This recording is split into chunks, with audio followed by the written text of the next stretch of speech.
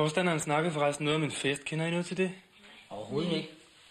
Mellem os sagt, så tror jeg, han er på Kristien, så jeg tror, I går klogest i at smutte ind på jeres værelse og komme i seng. Uden for meget vrøvl. Jeg tror altså, Andersen han er bøse. Hvad mener du med det? Ja, altså, han går altid og rager på mig. Ved du nu hvad? Behøver ikke at være bøs, fordi man tager en lidt på skulderen. Jeg skulle fandme tage mig i fængsel.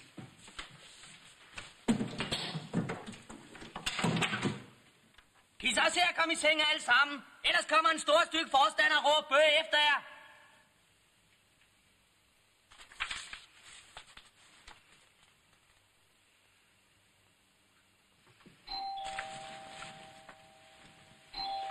Det var da mærkeligt.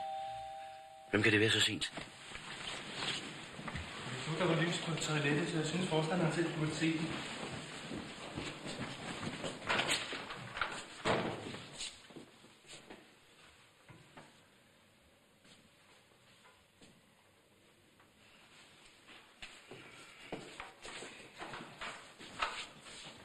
Vil de sørge for, at alle elever stiller i gymnastiksalen omgående? Jamen, klokken er næsten 11:30. Er det ikke bedre, hvis... Omgående! Men jeg skulle altså opleve og se det svineri en gang til. Denne gang i badeværelset. Jeg er glad for, at Andersen havde øjnene med sig og rapporterede det til mig straks. Men det er sandelig også det eneste, jeg er glad for i denne sag. Jeg advarede jer forrige gang, men denne gang kan jeg ikke se gennem fingre med, hvad der er sket. Jeg må bede de skyldige melde sig straks.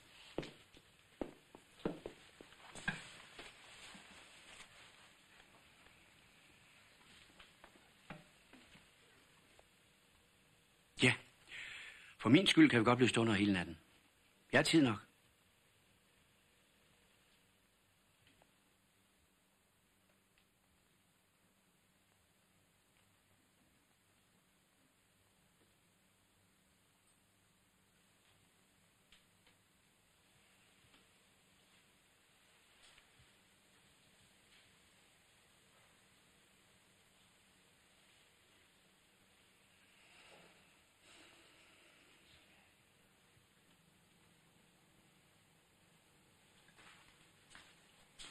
De kan ikke for alvor mene, at vi skal bortvise Ole.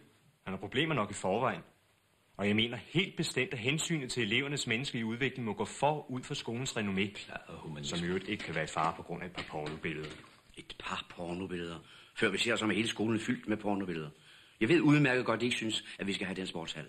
Det har intet med bortvisende Ole at gøre. Var det dem eller mig, der viste kommissionen rundt? Jeg ved udmærket, hvad jeg foretager med hr. Carstensen. Ikke hvis de bortviser Ole. Vi kan ikke lade os tyrannisere den valg. Vi må statuere et eksempel. Tænk, hvis alle børnene gik rundt og klistrede porno op hvor som helst. Jamen, det var jo netop ikke hvor som helst. Det var først på værelset, som skal og må være elevernes private område. Og så siden i baderummet. Ja, efter et forbud, fru Mortensen. Glem ikke det. Nej, jeg er tilbøjelig til at give forstanderen ret. Vi må ikke være for eftergivende. Vi må også tænke på de elever, som ikke er vant til den slags. Børn fra kristne hjem, som føler deres blufærdighed krænket. Sikke noget vrøvl. I vore dage børn vant til billeder af nøgne piger. Der er masser af dem i aviserne. Og så vidt jeg husker, hr. Justesen, så læser de selv Ekstrabladet. Bestemt ikke for at kigge på nøgne damer, hr. Carstensen. Altså, Justesen, der er ingen, der siger, at de sidder og studerer nøgne damer. Der blev sagt, at børnene var vant til at se på den slags billeder, og ikke følte, at deres blufærdighed bliver krænket. Andersen, hvad er deres mening? Ja, jeg synes godt nok, det var forkert af børnene. De var jo blevet advaret. Jeg synes ikke, sagen skal gå upagtet hen, men kunne man ikke give dem en kraftig advarsel og så snakke med forældrene? Nej, Andersen, de kender forældrene, de er et hak bedre end børnene. Vi må være principfaste. Jeg beder jer forstå, at vi står stærkere for et bedre arbejdsklima, hvis vi er enige. Men så lad os være enige om ikke at bortvise ham. Sådan et frækhed. Ja, så er der jo ikke andet for, at vi må skride til afstemning. Hvem stemmer for, at Ole skal bortvises? Mener de, at jeg er smidt ud af skolen? Kald det, hvad du vil. Jamen, skoleåret er jo næsten slut. Det skulle du have tænkt på noget før. Jeg skal sørge for, at dine forældre får besked i aften. Rend mig i røven.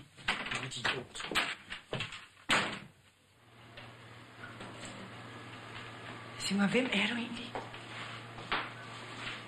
Hvad fanden står du egentlig for? Ved du, hvad du stemte ja til? Kender du Ole? Kender du overhovedet noget til hans baggrund? Ja, du kan sagtens, ikke? Du er fastansat med tjenestebolig. Hvad er jeg? En skide vikar med familie at tage hensyn til? Det har jo overhovedet ikke noget med sagen at gøre.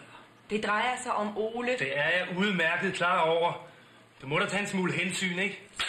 Og selvom det ikke har skortet på advarsler, måtte vi alligevel konstatere, at advarsler ikke var nok. Og så måtte vi, om en nødtvunget, tage skrappere midler i brug. Det kan måske synes hårdt mod jeres kammerat, men det var det eneste, der var at gøre under de foreliggende omstændigheder. Ja, Asger, hvad er det? Jeg vil gerne bede dem forlade lokalet. Hvad vil du? Jeg vil gerne bede dem gå, så vi kan diskutere bortvisningen af Ole. Jeg er ikke enig med dem, og jeg tager ved med, at der er masser, der heller ikke er enige med dem. Du må være gal. Gå. Ved du, hvem det er, du taler til? Jeg er forstander. Her er det mig, der bestemmer. Gå. Jeg har aldrig hørt noget lignende. De går altså ikke. Nej, det er min gode ret, jeg ikke gør. Ja, så går jeg. Og alle dem, der har den samme mening som mig, kan bare følge efter.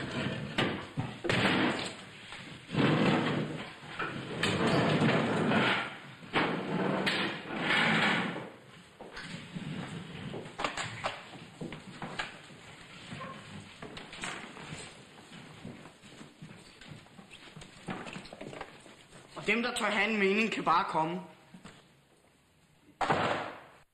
Skal vi så ikke lade toilettet om til bordel, hva'? Ja, det var noget pisserluk. Kan du huske, inden du lå bollet ude i skoven? Hold jeres kæft. Gider ikke lige holde jeres kæft? Hvor får vi så den maling fra? Og pengene, hvordan skaffer vi dem? Dem skal jeg nok ordne på en eller anden måde. Hvad fanden skal du her? Jeg synes lige, at jeg vil fortælle jer, at jeg støtter jeres aktion. Og hvis der er noget, jeg kan hjælpe jer med, så må jeg altså endelig sige til. Ja tak, døren er derhenne og luk den udefra.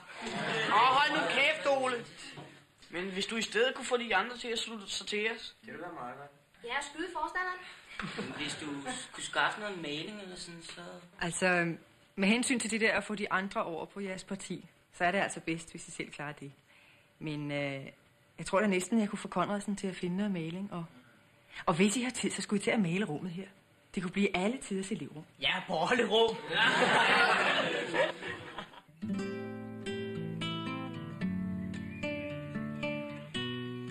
Hvor var du fuld for det? Har aldrig drukket her? Jo, men pludselig blev svind. Det var roligt, jeg synes, begge to ikke. Det eneste, jeg kan huske, det var, at min far blev skide tosset på mig. Her, Hulle. Hold lige.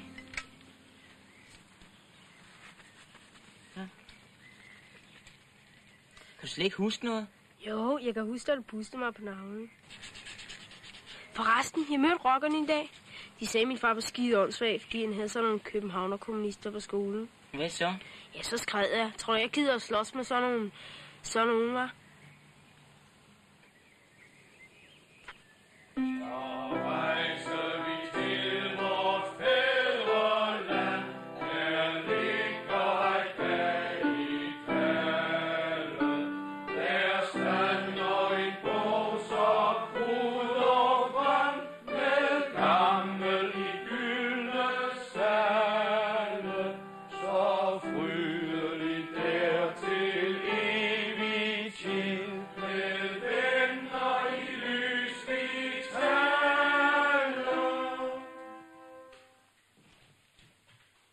Ja, det er jo rart at se, at der er nogen fornuftige hoveder, som foretrækker undervisning frem for unødige drengestreger.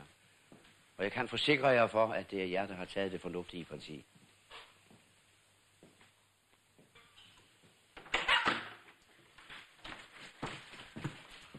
Hvor fanden er kannerne henne? Jeg ved det ikke. Det er Kirsten. Er det i aften, der er hyggeaften? Nej. Forstanderen har forbudt mig at servere kaffe, indtil I starter på undervisning. Nej, hvor primitivt. Så tror han, at vi hopper på den. Det ved jeg ikke. Men jeg har lavet 2 kander til jer, hvis I altså kan holde jeres kæft. Stærkt. Det koster et kys. Okay.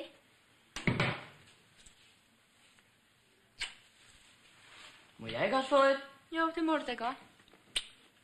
Nu husker I at holde jeres kæft, ikke? Okay.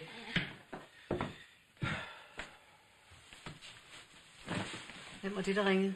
Petersen fra kommunalbestyrelsen. Hvad ville han? Vide, hvad der foregår på skolen. Er det nu rigtigt at sende Ole hjem?